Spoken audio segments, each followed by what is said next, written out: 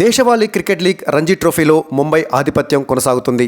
ఇప్పటికే ఏ జట్టుకు సాధ్యం కాని విధంగా 47 సార్లు ఫైనల్స్కు చేరిన ముంబై జట్టు తాజాగా ఈ సీజన్లోనూ తుది పోరులో అడుగుపెట్టింది.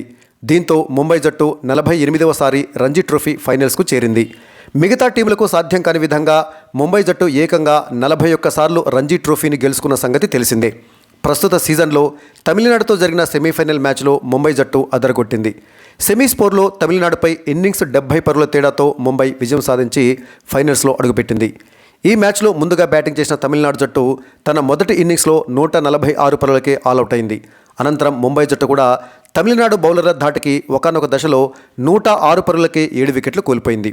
ఇలాంటి సమయంలో ఆ జట్టు 9వ నంబర్ బ్యాటర్ శార్దుల్ ఠాకూర్, 10వ నంబర్ బ్యాటర్ హార్దిక్ తమోర్ ముంబైని ఆదుకున్నారు. వీరిద్దరూ కలిసి 8వ వికెట్కు 105 పరుగులు జోడించారు. అనంతరం హార్దిక్ తమోర్ అవుట్ అయినప్పటికీ తనుష్ కోటియన్తో కలిసి శార్దుల్ ఠాకూర్ 9వ వికెట్కు 79 పరుగులు జోడించారు. ఈ క్రమంలో వన్డే తరహా బ్యాటింగ్తో సెంచరీ పూర్తి చేసుకున్నాడు శార్దుల్ ఠాకూర్. ఫస్ట్ క్లాస్ క్రికెట్లో శార్దుల్కు ఇదే మొదటి సెంచరీ. 13 ఫోర్లు 4 సిక్స్లతో 105 బంతుల్లో 109 పరుగులు చేసిన శార్దుల్ ఠాకూర్ అవుట్ కావడంతో 290 పరుగులకు ముంబై 9 వికెట్లు కోల్పోయింది. చివరి బ్యాటర్ తుషార్ దేశ్పాండేతో కలిసి 10వ వికెట్కు తనిష్ కోటియన్ 88 పరుగులు జోడించాడు. అనంతరం తుషార్ దేశ్పాండే అవుట్ కావడంతో 378 పరుగుల వద్ద ముంబై తొలి ఇన్నింగ్స్ ముగిసింది.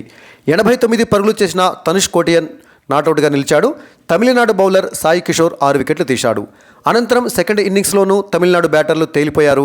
232 పరుగుల తొలి ఇన్నింగ్స్ లోటుతో సెకండ్ ఇన్నింగ్స్ ప్రారంభించిన తమిళనాడు జట్టు 162 పరుగులకి తన సెకండ్ ఇన్నింగ్స్లో కుప్పకూలిపోయింది. దీంతో ముంబై ఇన్నింగ్స్ 70 పరుగుల తేడాతో గెలిచింది. శార్దుల్ ఠాకూర్కు player of the match award దక్కింది.